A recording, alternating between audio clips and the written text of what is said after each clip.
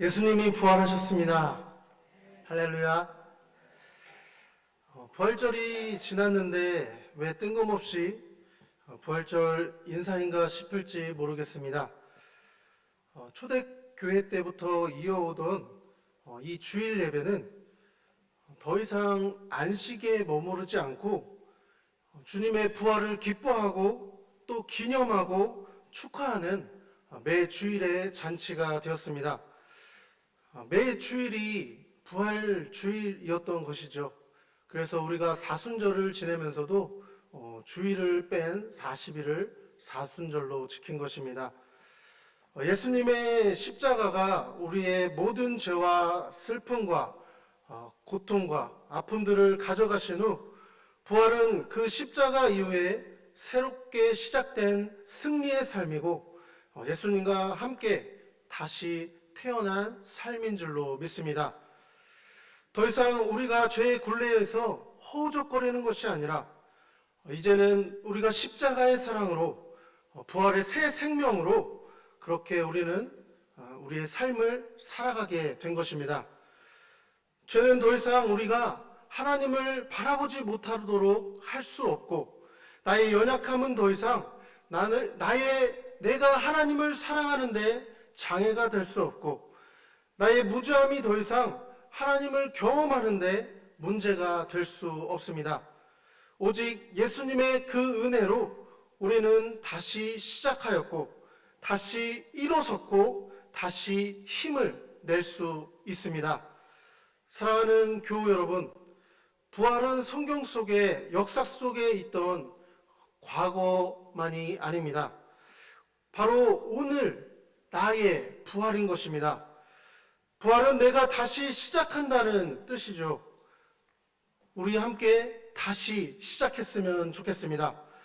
예수님과 함께 고난에 동참하고 함께 십자가에 내가 죽고 그리고 예수님과 함께 부활합시다.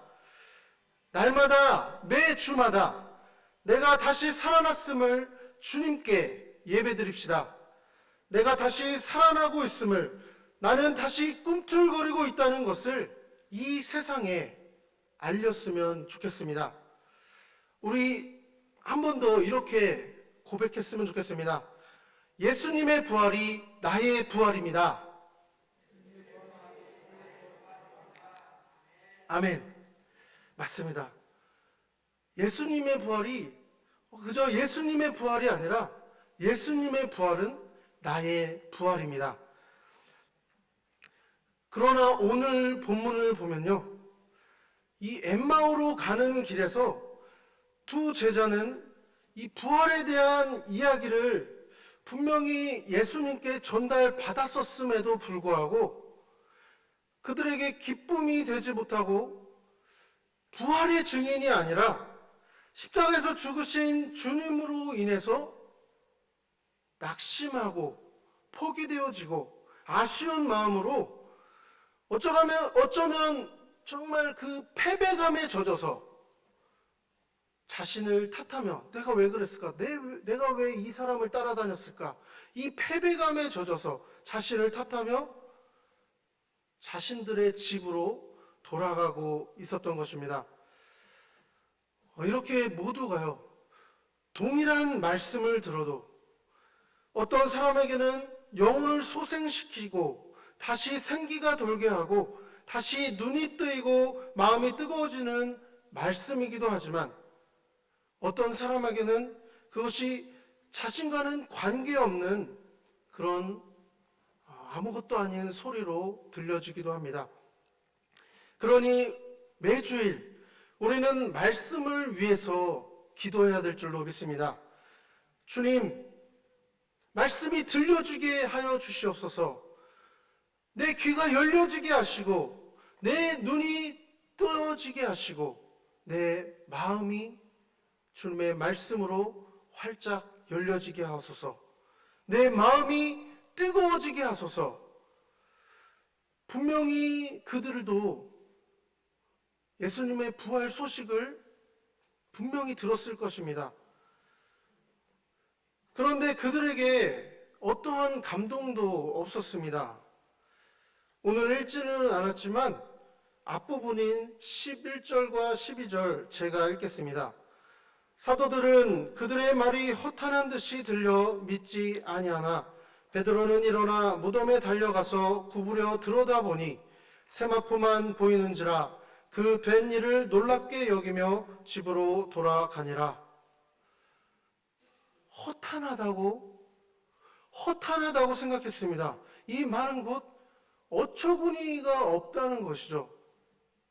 단지 베드로만 혹시나 싶어 무덤에 달려가서 확인했을 뿐. 베드로도 그냥요, 진짜 시체가 없네. 이상하네. 신기하네. 그 정도였습니다. 그리고 그 길로 베드로도 집으로 돌아갔죠. 그러한 분위기였습니다. 그러던 중에 오늘 엠마오로 가는 길에서 한 제자의 이름은 글로바라고 기록되어 있습니다. 그리고 이름이 기록된 한 제자, 두 제자가 다른 제자들과 다름없이 그렇게 낙심하고 실망해서 집으로 돌아가고 있는 장면이 오늘 장면입니다. 13절에 그날에 그들 중 둘이 예루살렘에서 25리 되는 엠마오라 하는 마을로 가면서 그날의 그들 중 둘이라고 말씀하고 있습니다. 즉 부활의 소식이 들려진 그날이고, 그들 중 둘이라는 말은 여느 사도나 또 수많은 제자들과 똑같이 여인들이 전해준 이 부활의 빈무덤 소식에 대해서 허탄하게 여기는 두 제자였다고 성경은 우리에게 알려주고 있습니다. 그들은 부활의 소식을 들었음에도 불구하고 그들 안에는 슬픔과 상실감이 더 컸다는 것이죠. 우리가 얼마나 완악하고 자기 생각에 갇혀 사는지 모릅니다. 자신이 생각하는 것이 더 크고 더 중대하기 때문에 아무리 말씀이 내게 심겨지려 해도, 아무리 말씀이 그렇다고 해도 믿으려고 도무지 하지 않는 것이죠. 직접 증거를 보여도 똑같다는 것입니다. 말씀을 찾아서 이렇게 하나님께서 말씀하시지 않았느냐라고 그렇게 그 말씀을 들이대도 내 마음이 그러지 않으니 그건 받아들일 수 없다고 그렇게 벽을 세웁니다. 때로 우리가 예배에 집중하지 못하는 이유 또한, 또 예배드리고 싶지 않은 때는 대체로 내가 중심일 때가 많습니다. 자기 중심적인 신앙일 때가 많습니다. 내 마음이 지금 그렇지 않다. 내 감정이 상해 있으니 좀 기다려달라. 내가 정리가 되면 그때 내가 믿겠다. 하나님보다 내가 더 중요한 것이죠. 그리스도인은 예수님이 내 구주임을 믿는 사람들입니다. 예수님이 나를 위해 죽으셨고 부활하셨다는 것을 믿고 고백하고 증언하는 사람들입니다. 내 구주라는 말은 나의 구원자, 나를 구원해 주신 분, 그리고 나의 주인 되신 분. 그런데 그렇게 고백은 했지만 여전히 나는 주님이 주인이 아니라 나는 내가 주인입니다. 내 감정이 더 위에 있고 하나님의 마음은 생각할 여력이 없죠. 내가 좋을 때나 하나님이지, 내 마음이 안 좋을 때는 하나님에 대해, 그 말씀에 대해 관심이 없습니다. 오늘 엠마오로 돌아가는 글로바와 한 제자 또한 마찬가지였습니다.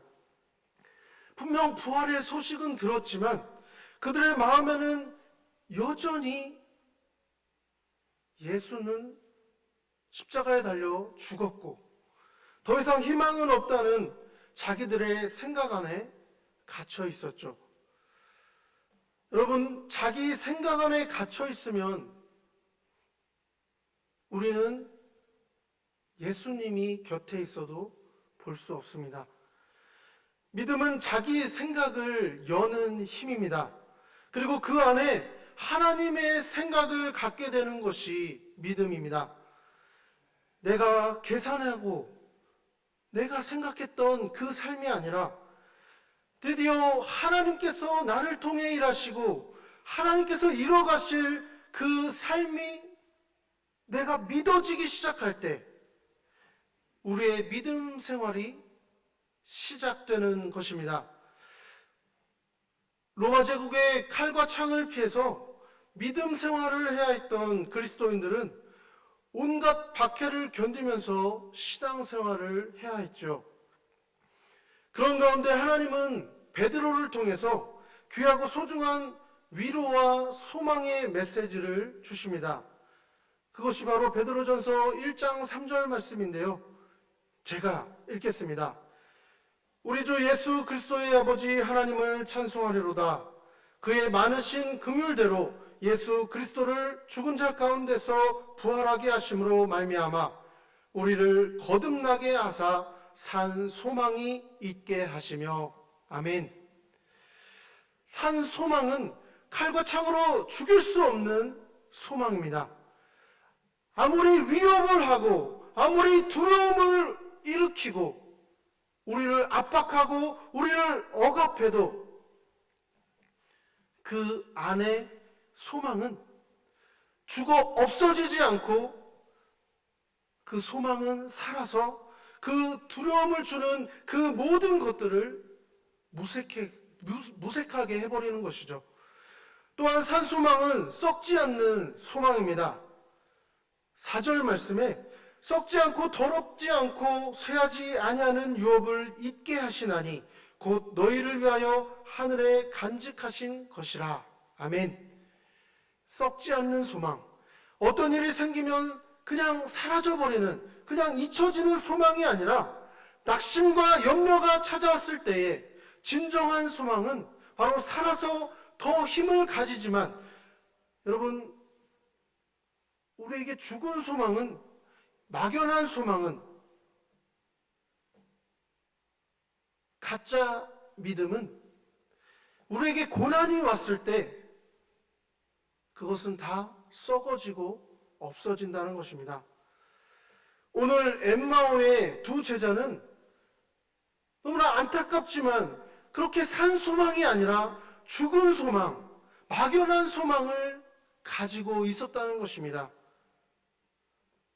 고난이 오자 썩어 없어져 버렸죠.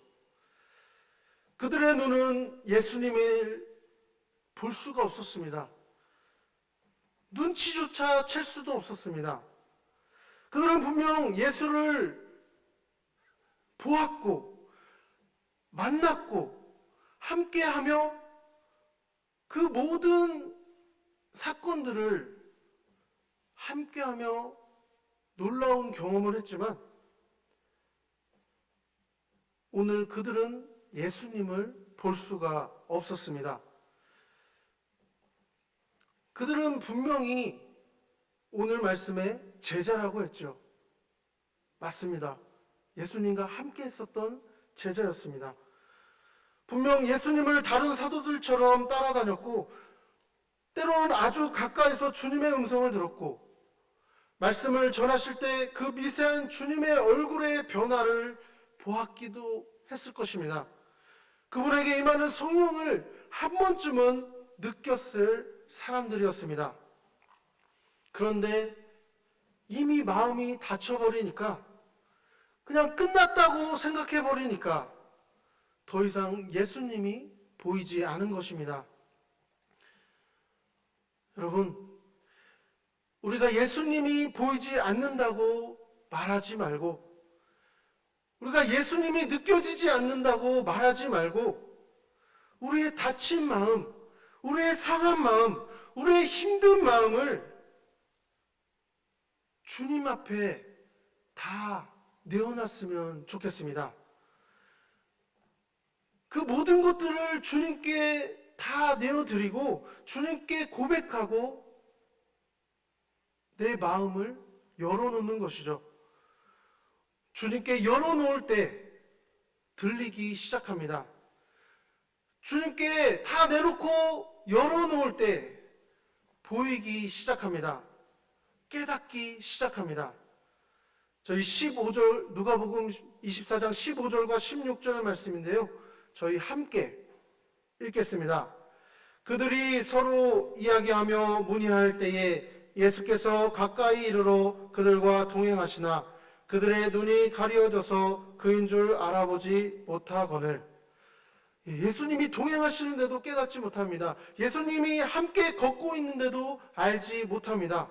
가장 상실감을 느끼고 뭔가를 해보지 못하고 돌아가는 이 엠마오의 두 제자의 귀향길조차도 낙심하고 예수님을 버리고 떠나는 그 귀향길조차도 우리 예수님께서는 함께 하신다는 것입니다. 부활의 주님이 지금 이 예배 가운데서도 우리가 이 예배를 마치고 돌아가는 길에도 함께 하시는 줄 믿으시기 바랍니다. 상실감 가운데 있는 두 제자 옆에 예수님은 그냥 듣고만 계신 겁니다. 야, 나야! 내가 십자가에 죽었다가 3일 만에 부활한 나야! 그렇게 말씀하시지 않고요. 그냥 그 대화에 듣고 그리고 이렇게 이야기를 해주십니다. 예수님은 이미 마음이 닫혀버린 그들을 다그치시거나 혼내시는 것이 아니라 제3자의 입장에서 그들의 마음을 어루만져 주십니다. 17절인데요. 제가 읽겠습니다.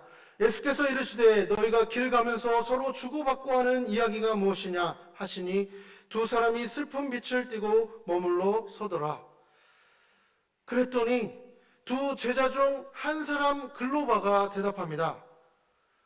나사렛 예수에 대한 이야기를 했고 그는 하나님과 모든 백성 앞에 말과 일에 능한 선지자였는데 대제사장들과 관리들이 십자가에 죽게 했고 이스라엘을 구원할 줄 알았는데 사흘째 본 자가 없고 여자들과 제자들 중 두어 사람이 무덤에 가보기는 했지만 시체도 찾지 못했습니다.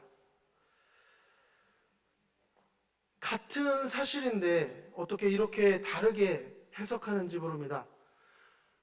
우리 여인들은 주님이 부활하셨다고 기뻐했지만 이들은 시체가 없어진 건 이상하기는 하나 부활한지는 잘 모르겠다고 그렇게 이야기를 하는 것이죠. 그랬더니 예수님이 이렇게 말씀하십니다. 25절과 26절에 이르시되 미련하고 선지자들이 말한 모든 것을 마음에 더디 믿는 자들이여 그리스도가 이런 고난을 받고 자기의 영광에 들어가야 할 것이 아니냐 하시고 이것은 예수님께서 어떻게 보면 질책하는 것 같지만 질책하시는 것이 아닙니다. 제3자로서 자신은 그런 입장이 아니다라고 말하는 것입니다. 아니 예수님이 십자가의 고난을 당하시고 죽으셔야 그러셔야만 영광에 들어가지 않느냐. 그렇게 제자들의 생각을 바꿔주시는 것이죠. 전환시켜 주신 것입니다. 그리고 나서 성경을 다시 흩어주십니다. 죽어서 슬프다가 아니라 죽으셔야 영광에 들어가지 않느냐. 그러다 보니 어느새 이 엠마오에 도착해버렸습니다. 약 25리의 길을 예수님과 함께 이야기하다 보니 금세 온 것이죠. 약 10km의 길. 우리 교회에서, 이 남원제일교회에서 육모전까지가 8.8km인데 걸어서 3시간에서 4시간 가까이를 예수님인지 모른 채 그렇게 걸어온 것입니다. 그들은 성경을 너무나 잘 말씀해 주는 이 낯선 사람이 자신들보다 더 먼 곳으로 가는 줄 알고, 날이 저물었으니 우리가 사는 이 엠마오에서 머물다가 같이 식사도 하고 자고 가라고 그렇게 강권하며 붙듭니다. 놀랍게도 그 집에서 저녁을 같이 먹는데 이 낯선 사람이 떡을 가지고 축사하고 마지막 만찬 때 했던 것처럼 이 빵을 떼어서 나누어 주는 것입니다. 마치 주님의 몸을 떼어서 먹은 것처럼 그들은 주님이 떼어주신 그 빵을 먹고 나니 정말 놀랍게도 이 낯선 사람이 누구인지를 알아보게 되는 것이죠. 31절입니다. 그들의 눈이 밝아져 그인 줄 알아보더니 예수는 그들에게 보이지 아니하시는지라. 이 말은 그들이 이제서야 그분이 예수님인 줄 깨달았다는 말입니다. 그런데 그것을 깨닫자마자 순식간에 예수님은 사라지셨습니다. 그러자 그들이 서로 이제서야 고백을 합니다. 저희 함께 32절 말씀인데요. 함께 한 목소리로 읽겠습니다. 그들이 서로 말하되 길에서 우리에게 말씀하시고 우리에게 성경을 풀어주실 때에 우리 속에서 마음이 뜨겁지 아니하더냐 하고, 그래서 그 길로 다시 예루살렘으로 그 10km를 뜨거운 마음으로 달려갑니다. 그리고 제자들에게 예수님이 부활하셨다, 그제서야 이야기를 하죠. 이미 제자들 또한 예수님께서 다녀가셨다는 것을 알게 됩니다. 사랑하는 여러분, 주님이 부활하심으로 우리에게 주시고자 했던 것은 패배의식, 상실감, 실패가 아니었습니다. 또 다시 죄의 굴레에 빠져들어가는 것이 아니었습니다. 또 다시 마음의 분노와 아픔과 상처의 흐름에 나를 맡기라고 하시는 것이 아니었습니다. 십자가를 지신 것은 곧 그것은 이제 나에게 맡기고 너의 모든 죄악과 아픔과 연약함은 다 나에게 맡기고 너는 자유하라.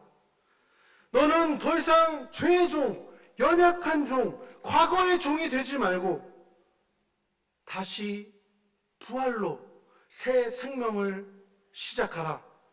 다시 시작하라. 부활하라고 우리에게 말씀하십니다. 부활의 기쁨은 십자가를 지나온 기쁨입니다.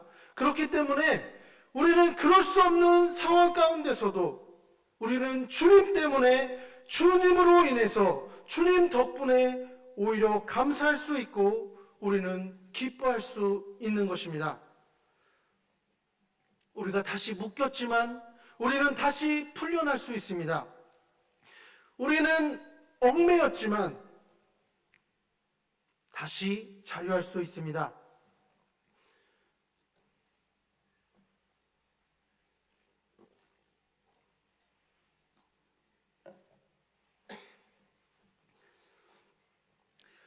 부활하신 주님의 이 말씀이 오늘 우리의 눈을 여시기를 간절히 축원합니다. 부활하신 주님의 이 말씀이 오늘 우리의 마음을 뜨겁게 하시기를 간절히 축원합니다. 주님께 쓰임받는 사람은 눈이 뜨인 사람이고 마음이 뜨거운 사람입니다. 세상을 바꿀 사람도 눈이 뜨인 사람이고 마음이 뜨거운 사람들입니다. 여러분, 우리 열심히만 하려고 하지 말고 예수님을 보는 눈이 뜨이기를 간구합시다. 철저히 자신의 삶을 개선하고 추구해 나가기 전에 내 마음이 뜨거운지를 내가 먼저 살펴봤으면 좋겠습니다. 내가 그렇지 않다면 우리가 조금 늦게 가더라도 우리가 먼저 주님을 보기를, 주님을 만나기를, 주님이 나와 동행하심을 깨닫기를 간구했으면 좋겠습니다. 그리고 내가 주님을 위해 헌신을 하면 할수록, 내가 주님을 위해 봉사를 하면 할수록, 나를 드리면 드릴수록 내 마음이 뜨거워질 수 있도록 기도하십시오. 다시 눈이 뜨여야 합니다. 다시 뜨거워져야 합니다. 부활하신 주님이 우리와 동행해 주십니다. 부활하신 주님이 우리에게 성경을 풀이해 주십니다. 십자가와 부활의 능력으로 주님을 날마다 어느 순간에도 보아야 하고, 그 주님의 말씀으로 우리는 날마다 뜨거워져야 합니다. 그것이 바로 우리의 부활의 삶입니다. 이렇게 부활의 삶을 살아가는 저와 성도님들 되시기를 예수님의 이름으로 간절히 바랍니다. 기도하시겠습니다. 사랑과 은혜가 많으신 하나님, 이 말씀 따라 살아가게 하여 주시옵소서. 이 말씀이 그저 옛 역사의 한 구절이 아니라 이 말씀이 우리의 현실이 되게 하여 주시옵소서. 예수님의 이름으로 기도합니다. 아멘.